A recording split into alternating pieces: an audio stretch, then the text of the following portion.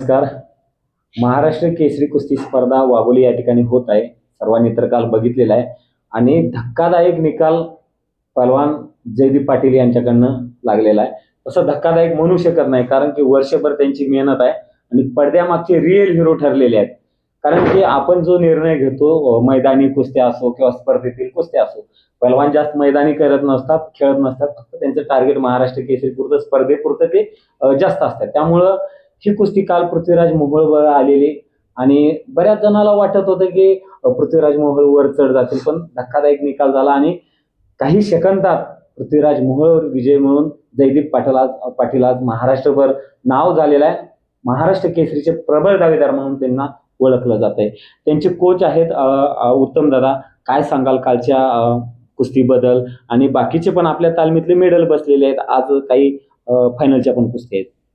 काल खाल्या गटामध्ये 92 किलोला श्रीनाथ गोरे गोल्ड आहे. तसेच आज सुनील आणि रोहन पवार आज मातीतून फायनल आहे. या स्पर्धेसाठी विश्वासांनी आणि आम्ही मिळून खूप असं कठीण कष्ट केलेलं आहे आणि ह्यातून हा रिझल्ट आहे. जयदीप असो, सिकंदर असो, सिकंदर इंजुरीतून आहे. जयदीप पहिल्याच वर्षी हा रिझल्ट आमच्यासाठी सुखदायक आहे. खूप काही मिळवून दिले या रिझल्टमधून आणि ह्या दोघांना तालमीकडून आमच्याकडून खूप साऱ्या शुभेच्छा आहेत आणि जो काही रिझल्ट असेल तो आमच्यासाठी चांगला असेल. नक्कीच. आणि आपल्यासोबत पहलवानच आहेत. पहलवानालाच विचारूया आपण.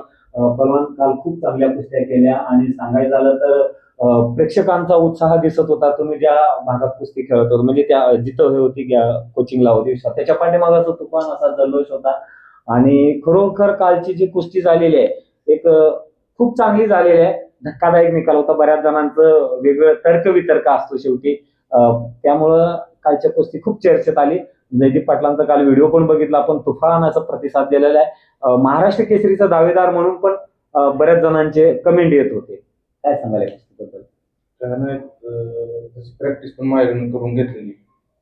मग सगळ्यांचे आशीर्वाद पण आहेत माझ्यासोबत. याच्या अगोदर कधी पृथ्वीराज मोहोळ यांच्यासोबत कुस्ती झाली काय? तसं बघायला झालं तर होम पिच वरती खेळत आहेत आणि अगोदरचा पण दोन्ही मैदानी असो, स्पर्धेत असो, पृथ्वीराज मोहोळ चांगले खेळाडू आहेत. परंतु त्या पलवानावरती विजय मिळवणं म्हणजे पण आपल्यासाठी एक यक्ष प्रश्न असतो की एका चांगल्या पलवानावर विजय मिळवणं खूप कठीण असतं. परंतु ते आपण काही सेकंदातच विजय मिळवला आणि त्यामध्ये यशस्वी झाला. महाजन पृथ्वीराज सोबत 4-5 वेळा कुस्ती झाली, म्हणजे मैदानी स्पर्धेत झाली आणि त्याने मला हरवले जास्त वेळा. मी पण त्याला 2 वेळा हरवलेलं कारण तो. आता कुस्ती असणार आहे तुमची हर्षवर्धन सदगीर आणि तुमची कुस्ती असणार आहे. तसं बघायला झालं तर 2019 ते महाराष्ट्र केसरी आहेत. माती मॅटवर दोन्हीकडे चालणारे अनुभवी सिनियर पहलवान आहेत. ह्या पहलवानावर कशा पद्धतीनं कुस्ती होईल त्यासाठी काय प्रयत्न कराल? आणि तुमच्या माध्यमातून एक आशा आहे सोलापूर जिल्ह्याला, जरूरला, तसे तुमचे चुलते पण खूप मोठे आमदार आहेत. मी मुलाखत घेतली, त्यांची अपेक्षा एकच होती की तुम्ही महाराष्ट्र केसरी व्हावं. विश्वासदाचे पण स्वप्न आहे, उत्तमदा पण त्यासाठी प्रयत्नशील आहेत. तर तालमीला पण तुमच्या माध्यमातून खूप आशा आहे. काय सांगा?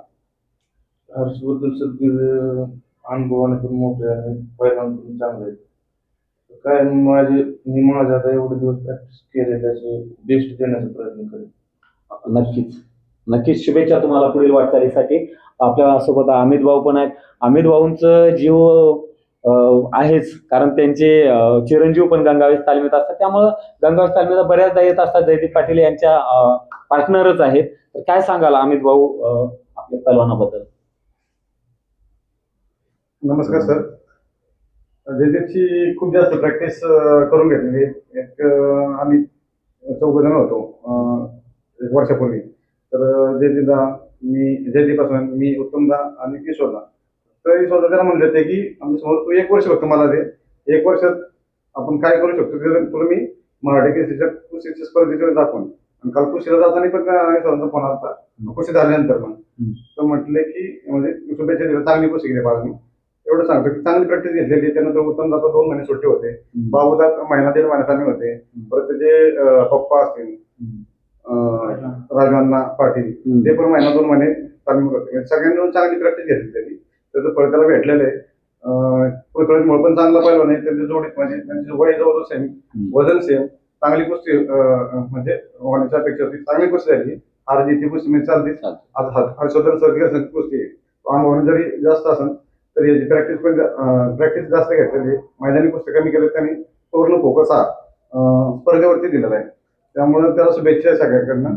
आणि त्यांनी चांगलं खेळ करावं आणि फायनलमध्ये जावं. तसंच सिकंदर शेख पण मातीतनं फायनल यावं अशी आमच्या अपेक्षा आहे की सिकंदर शेख इकडनं यावं आणि इकडनं जयदेव जावं. पण बघूया आता थोड्या दिवस कुस्ती चालू होतील. शुभेच्छा आहेत दोन्ही पहिल्यांदा. आपल्यासोबत विजय गुटाळ म्हणजे बाबूदा आहेत आणि जयदीप पाटलांचे ते भाऊ आहेत आणि प्रत्येक वेळेस तालमीत गावाकडनं फळं असो किंवा तूप असो ते खुराकाचा जो असते ते घेऊन येत असतात. तर त्यावेळेस मी विचार केला की पलवान खरंच यांचं त्याच्यावर प्रेम आहे आणि एवढं पलवानकीसाठी करतात. काय सांगाल, आज तुमचे भाऊ फायनलला आले आहेत, महाराष्ट्र केसरीचे दावेदार आहेत.